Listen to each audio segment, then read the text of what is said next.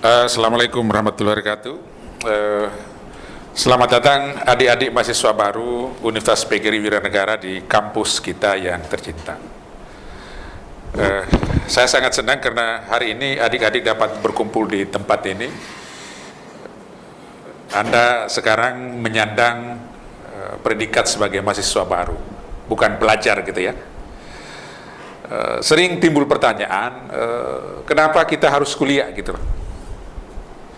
Ada orang ketika ditanya, dia tidak bisa menjawab dengan baik gitu. Tapi anak-anak bisa saja muncul banyak jawaban yang itu sangat bergantung kepada pengalaman hidup dia. Bisa saja dia akan menjawab bahwa saya kuliah bisa menyenangkan orang tua gitu. Orang seperti ini saya hanya khawatir nanti motivasi kuliahnya tidak bagus, hanya menyenangkan orang tua saja.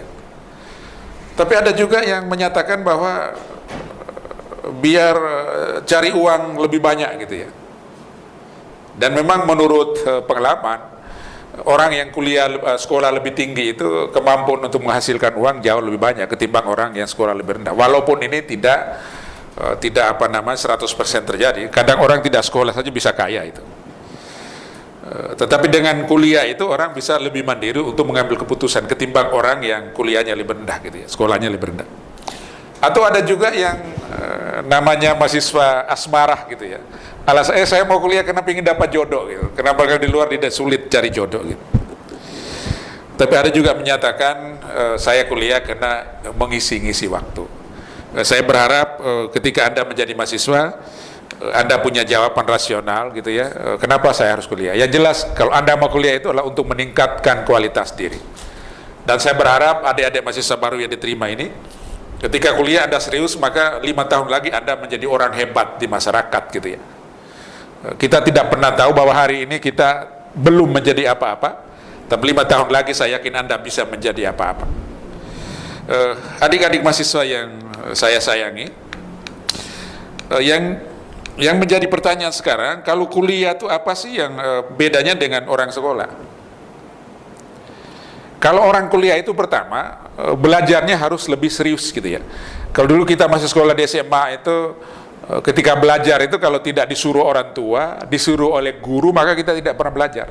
Tapi kalau mahasiswa, Anda kuliah tidak belajar, maka itu urusan Anda sendiri. Anda tidak akan lulus gitu ya, Anda tidak dapat IP yang baik, dan itu berakibat akan masa depan Anda.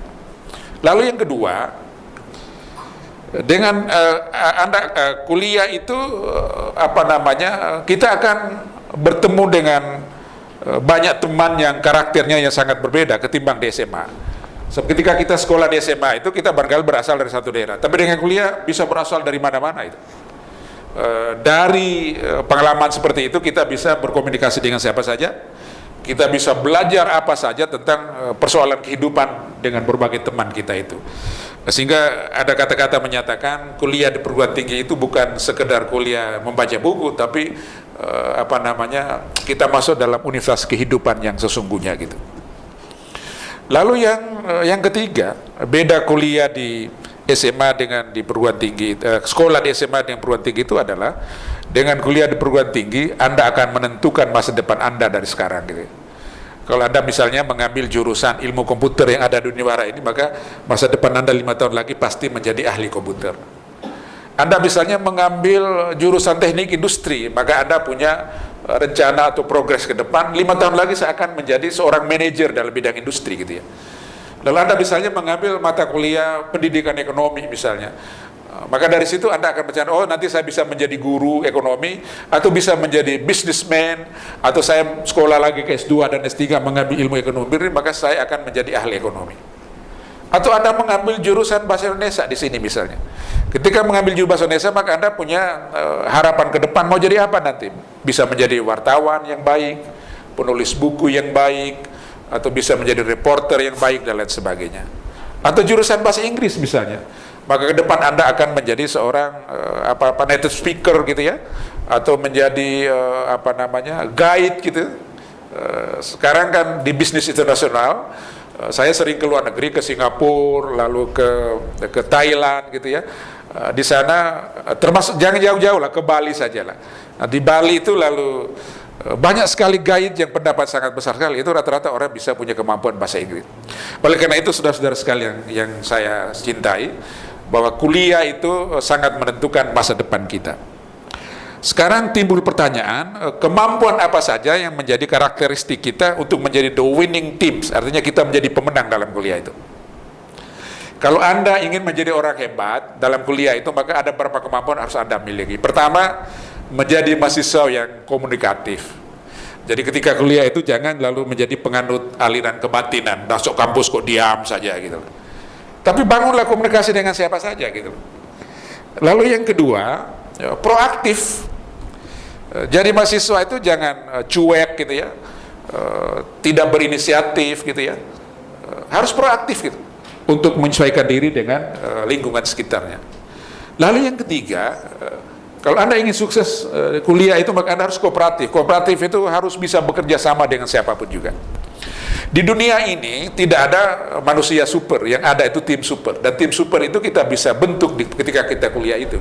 Kita bisa bekerja sama untuk membuat makalah misalnya, membuat tulisan karya ilmiah dan lain sebagainya. Itu hanya bisa dilakukan dengan kerjasama itu.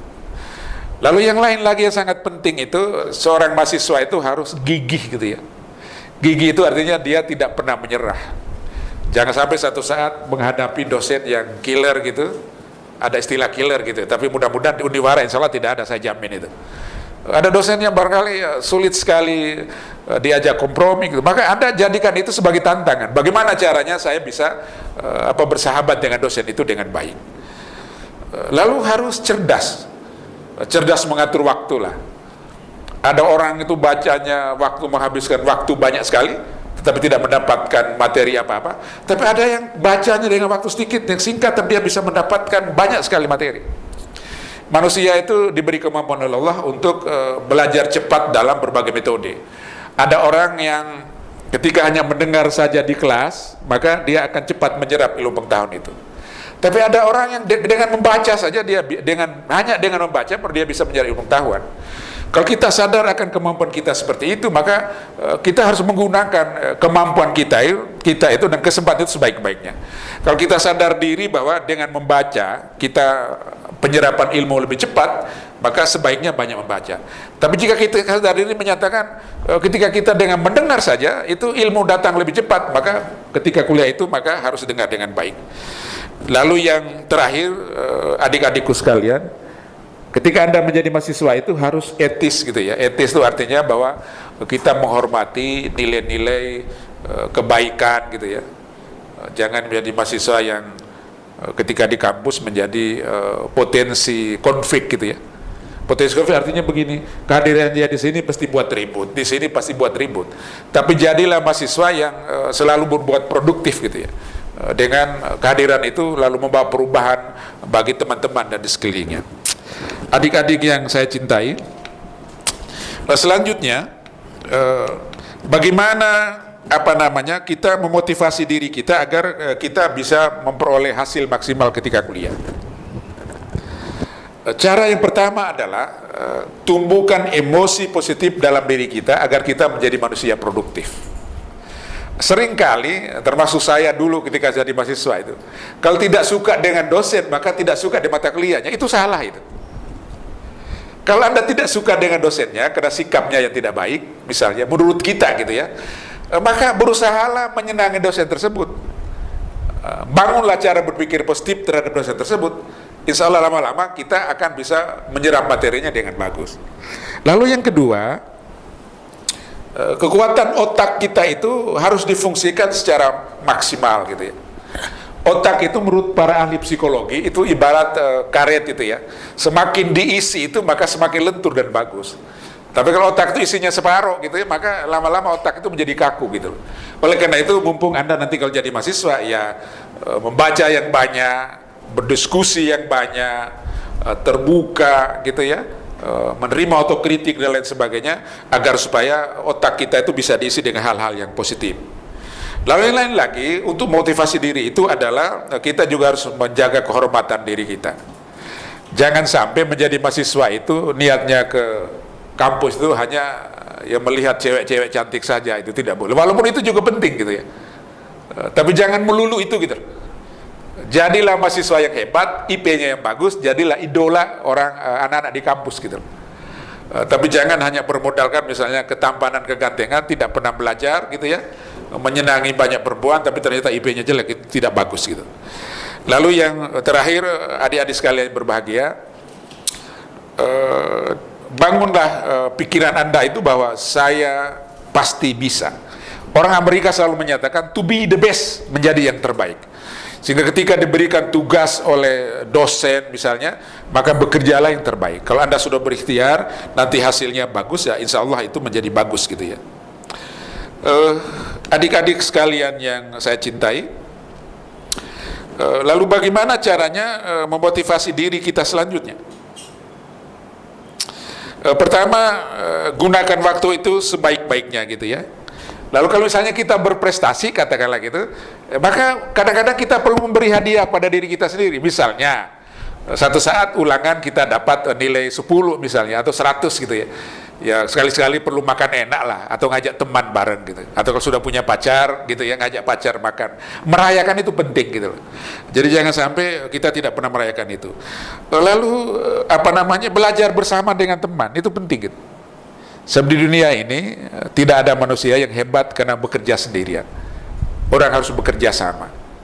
Contoh saja misalnya di kampus kita, hanya rektor saja kampus tidak akan jalan. Maka rektor membutuhkan wakil rektor. Tidak wakil rektor saja, kalau rektor dan wakil rektor saja kampus tidak akan jalan. Maka dia butuh namanya kepala biro. Ada kepala biro saya tidak jalan jika tidak ada mahasiswa. Kalau tidak ada mahasiswa, rektor mau ngurus siapa gitu.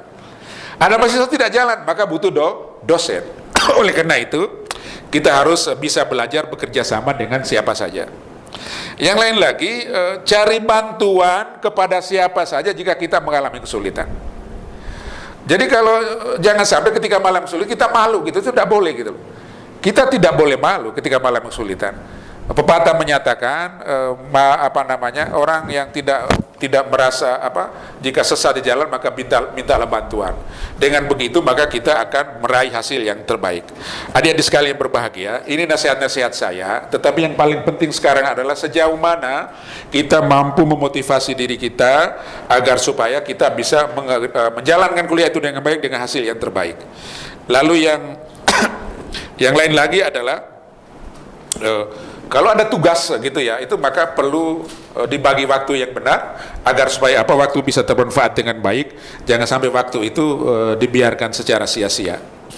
Adik-adik yang sangat saya sayangi, demikian tadi saya menyajikan materi tentang kiat sukses kita belajar di kampus. Oleh karena itu, saya berharap supaya materi yang sudah saya sampaikan itu nanti dipraktikkan secara baik, dan saya yakin 5 tahun lagi atau 4 tahun lagi Anda akan menjadi anak yang hebat. Kalian adalah the leader of future, pemimpin di masa depan. Dan Universitas PGRI Wiranegara akan mengantar Anda untuk menjadi pemimpin-pemimpin yang hebat di masa depan. Terima kasih. Wassalamualaikum warahmatullahi wabarakatuh.